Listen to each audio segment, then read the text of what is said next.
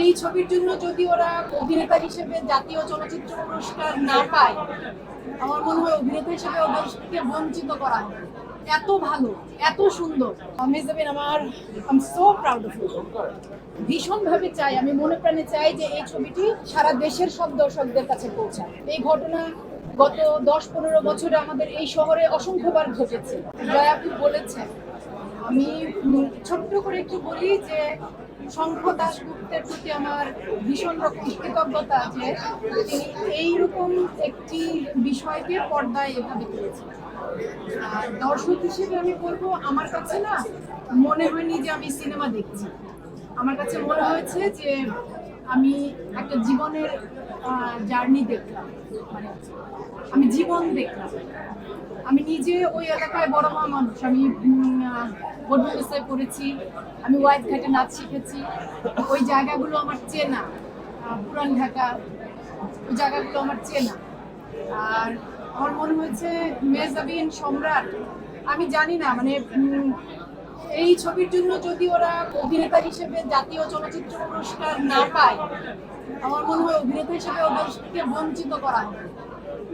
অভিনয় মনে হয়নি, জীবন জীবন এত ভালো, এত সুন্দর, পুরো টিমের প্রত্যেকের ভালো অভিনয়।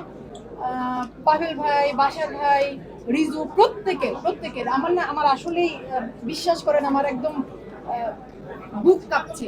মানে সম্রাট, মেহজাবিন, সম্রাটের সাথে আমার এর আগে আরো দুটো কাজ হয়েছে, আমি এত গর্বিত। মেহজাবিন, আমার I am so proud of you, I am so proud.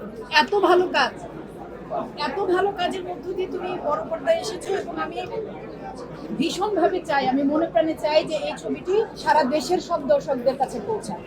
এটা কোনো আলাদা কোনো, আমি বলতে চাইছি যে একটা কোনো শ্রেণীর গল্প এটা না, এটা জীবনের গল্প, জীবন।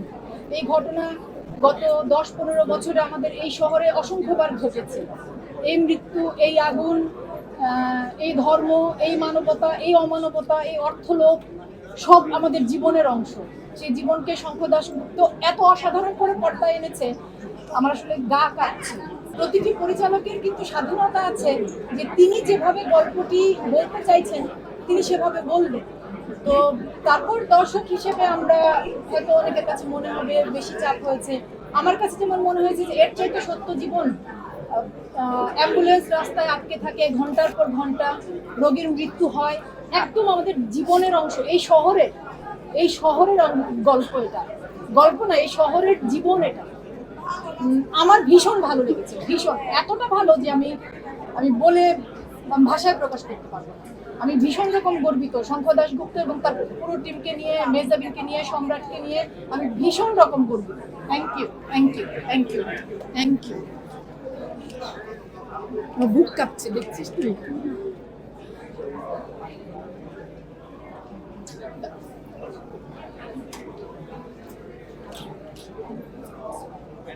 No problem.